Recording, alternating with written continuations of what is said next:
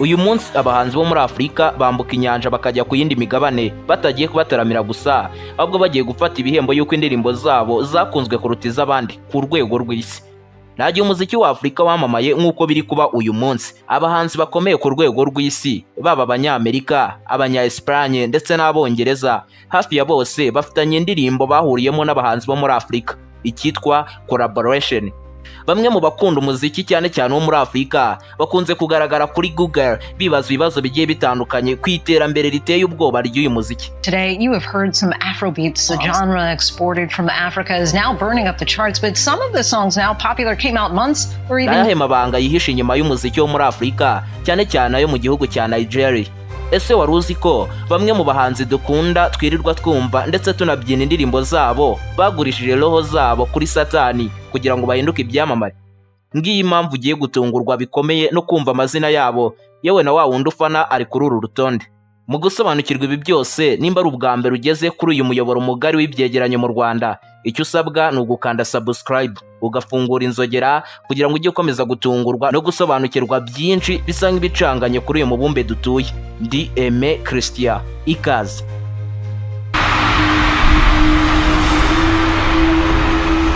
Umwe mu bahanzi bakunzwe cyane ku rwego rw'isi ndetse unafitanye indirimbo n'abahanzi bakomeye barimo Chris Brown ndetse na Tory Lanez.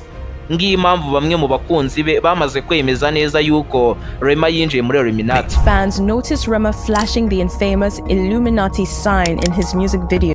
Rimwe Rema yagaragaye mu mashusho y'indirimbo ye yerekana ikimenyetso cya Illuminati. Ese waruziko hari igihe Rema yaragiye gutaramira Abanya-Ethiopia maze bigahagarikwa? Hari muri Nzeri mu mwaka wa 2023. Iyi konseri yahagaritswe kubera ko Rema yari amaze iminsi agaragaye mu mashusho y'indirimbo ye yambaye umukufi uriho urusengero rucuritse rwafashwe n'inkongi y'umuriro. Gusa ntabwo bwari ubwa mbere Rema agaragaje amashusho y'urusengero ruri gushya, kubera ko mu mwaka wa 2022 yasohoye album ifite ifoto y'urusengero ruri gushya nka cover photo ya album. Rema yanakoze igitaramo muri O2 Arena iherereye mu Bwongereza mu mujyi wa London. Igitaramo cyaje kuba kivugisha abantu benshi cyane.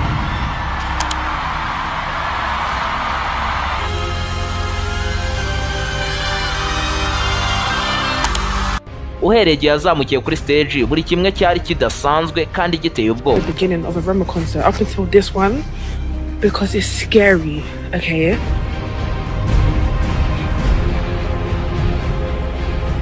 Benson, umwe mu bahanzi bazamutse vuba kuva yakwinjira mu muziki ndetse bakigarura imitima ya benshi cyane cyane nyuma yo gukora indirimbo yitwa Finesse. Gusa icyatumye amenyekana ntago ari ubutumwa buba buri mu ndirimbo ze busa nk'amayobera. Bishobora kuba bigiye kugutungura yuko uyu nawe yamaze kuba yakwinjira mu muryango wa Illuminati. Reka tuvuge ku mashusho y'indirimbo ye yitwa Outside. Itangira yicaye mu gatebe k'abamugaye mbere yuko agaragara mu ishyamba runaka ryuzuyemo ibiremwa bifite amahembe bisa neza nk'abadayimoni. Ibyo nubwo kuri bamwe ntacyo bivuze, ariko nyuma yaho agaragara ahasa nko mu mwobo azengurutswe na bya biremwa bimeze nk'abadayimoni. Nimba utekereza ko ibyo ngibyo ari amashusho asanzwe y'indirimbo, uribeshya cyane. Ese waruziko Benson ubwe yitangarije ko yakwemera akishyura buri kimwe kugira ngo umuziki we ukomeze gutera imbere? Ibyo kandi bishatse kuvuga yuko yakwemera agatanga roho ye kuri Satani kugira ngo umuziki we ujye ukomeza wamamare ku mihanda yo muri Nigeria ndetse no muri Afurika muri rusange.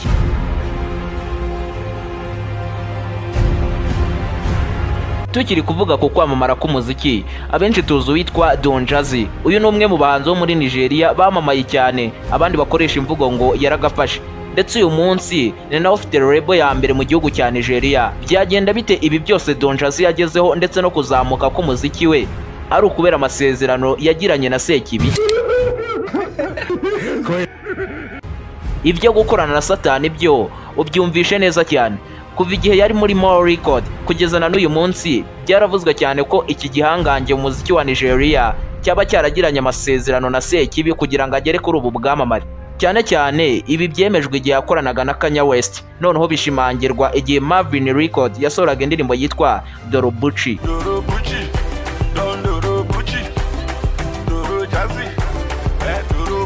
Iki gihe noneho n'utarabyemeraga yarabyiyemeje ubwe, kubera uburyo muri iyi ndirimbo amara igihe kinini avuga ngo Doro.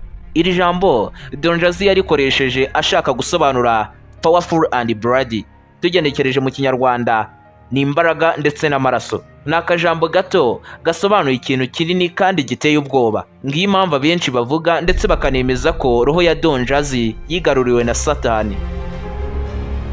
Tukiri aho, reka tuvuge ku mwamikazi wa Afrobeat. Uyu nta wundi ni Tiwa Savage. Uyu muhanzikazi mu mwaka wa 2016 yasinye muri Rock Nation ya Jay-Z.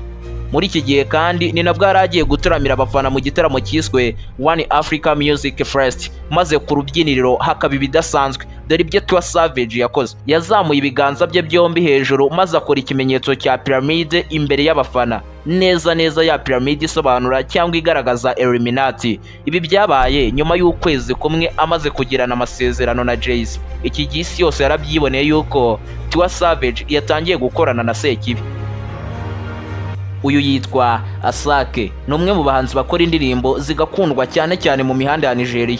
Uyu nawe byatangiye kugaragara ko akorana na Sekibi, cyane cyane iyo witegereje indirimbo ye yitwa Yoga.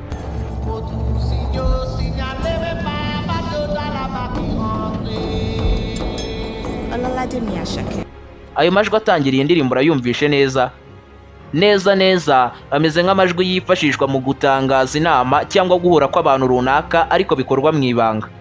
Amashusho y'iyi ndirimbo atangira nk'ay'izindi zose, ariko ikidasanzwe ni ukuntu Asake agaragara azunguza umutwe mu buryo budasanzwe nk'uwahanzweho n'abadayimoni. Muri iyi ndirimbo aba yambaye imyambaro y'umweru guhera ku mutwe kugeza ku mano, bigatuma benshi bemeza neza yuko hari ikintu yashakaga kugaragaza kandi kidasanzwe muri iyi ndirimbo, ndetse benshi banatangiye kwibaza nimba koko uyu muhanzi yaba yarasinye amasezerano muri Illuminati. Mu 2020 nibwo indirimbo yitwa Bad Influence yagiye hanze. Ni indirimbo ya Omarey. Uyu ni umwe mu bahanzi bazamutse vuba mu buryo busa nk'ubudasobanutse. Muri iyi ndirimbo ye yitwa Bad Influence yasaga nk'uri gutanga ubutumwa ku bakunzi be, ariko ntibabyitayeho. Umva neza aya magambo: Holy Lord, save my soul from the fire. Mwami wera, tabara ubugingo bwanjye ubuvane mu muriro. Ibi ntago ari ibintu Marey yapfuye kuririmba gutyo gusa. Nyuma yaho yabonye ko mutabyitayeho, maze arongera abacira amarenga mu ndirimbo yitwa Soso. Mu mashusho y'indirimbo agaragara yaciye bugufi imbere y'ikiremwa cyambaye mask cyitwa Soso, ari kugisaba ngo kimuvane mu buribwe. Muri iyi ndirimbo ntago birangirira, kuko anasaba cya kiremwa ubufasha ngo kuko yarenze amategeko. Ibi kumvikanisha neza yuko amategeko yarenze ari ukugirana amasezerano ndetse no gukorana na Satani. Nago ibi byarangiriye aho. Omarey ubwe yarivugiye ati, kuva natangira gukorera amafaranga sinyibuka gusenga cyangwa ibindi bikorwa byose bigendanye n'iyobokamana. As soon as I made money, I just switched. I don't know. I just don't enjoy it really. Ayo ni amagambo ya Omarey. None se uratekereza ko guhagarika gusenga kwa Omarey byatewe n'amafaranga cyangwa yabihatirijwe na Satani bagiranye amasezerano?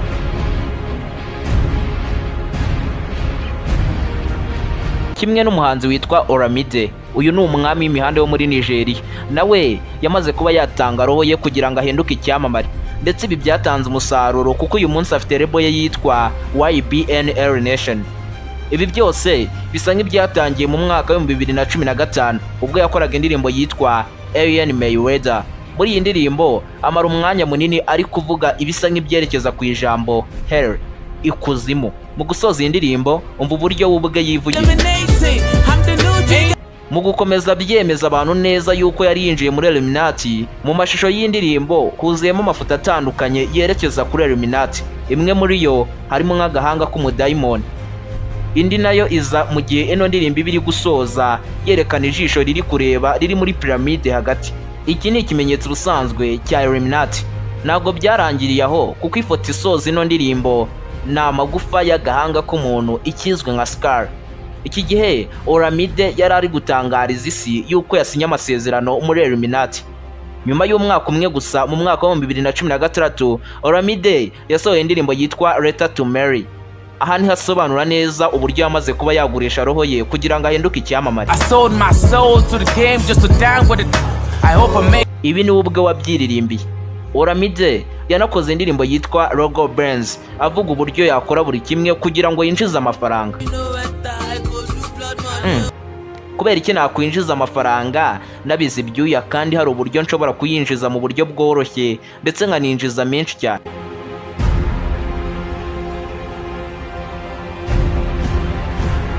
Uyu we yitwa Davido, ni umwe mu bahanzi bahagaze neza mu gihugu cya Nigeria, ndetse twavuga ko yanagafashe kaba agafaranga ndetse n'ako kwamamara.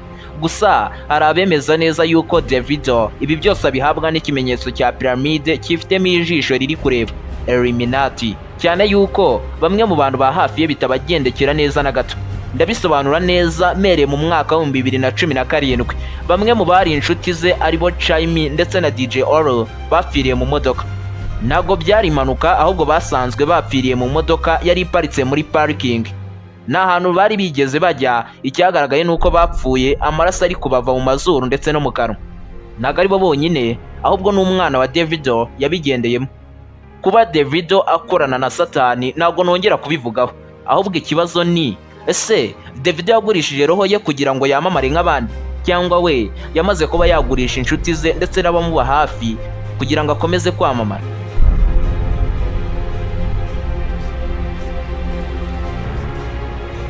Yatangiye umuziki aba hafi y'abahanzi baba muri Illuminati, biza kurangira mu mwaka wa 2012 hagaragaye ifoto ye yerekana ikimenyetso cya Illuminati, na wundi ni Wizkid. Ubwo abandi borora ipusi cyangwa imbwa nk'inyamaswa bakunda cyane, mu mwaka wa 2018 Wizkid nawe yari atunze ihene mu cyimbo cyizo zose. Ibi ntago bisanzwe ku muntu w'icyamamare kumva ko inyamaswa akunda kuruta izindi zose ari ihene. Kuba bizi neza, ishusho igaragaza Illuminati ni ikiremwa cyicaye kigaragara nk'ikigore cyazamuye ukuboko ku kiganza cyakoze ikimenyetso cya peace. Ni ikiremwa gifite umutwe w'ihene ariko nanone ufite amahembe arenga 2. Wizkid iki gihe ntacyo atarakoze ngo abereke yuko ameranye neza na Satani.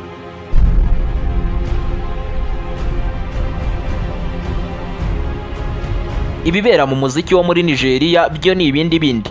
Uyu we yitwa Coco Master, mu ndirimbo yise Oliver Twist, mu mashusho yayo dore ibirimo. Muri aya mashusho yari yambaye umukufi uriho Yesu Kristo yambaye ikamba ry'amahwa. Ni amashusho yakurikiwe na Mariya abenshi bita Bikira Mariya ari kumwenyura. Ibi byitwa agasuzuguro gakomeye imbere y'Imana, mu yandi magambo ni nk'agashinyaguro, nimba hari ababyumva biboroheye gutyo. Ibi ni ibibera mu muziki wo muri Nigeria. Ukurikije uko wumvishe kino kiganiro se, mu Rwanda ntago birahagera? Biramutse bihari se, nuhe muhanzi byabikekwa ko nawe akorana na Illuminati? Dusangiza ibitekerezo byawe muri comment. Nimba ari ubwa mbere wisanze kuri uyu muyoboro mugari w'ibyegeranyo mu Rwanda, icyo usabwa ni ugukanda subscribe, ugafungura inzogera kugira ngo ujye ukomeza gutungurwa unasobanukirwe byinshi bizengurutse kuri uyu mubumbe dutuye. Ndi Christian. Naho ubutaha.